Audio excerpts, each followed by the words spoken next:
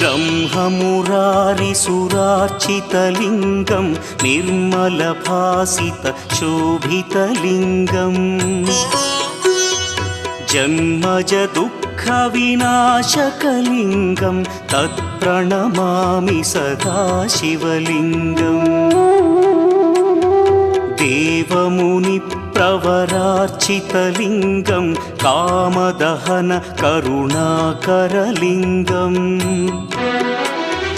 रावणदर्पविनाशकलिङ्गं तत्प्रणमामि सदा शिवलिङ्गम्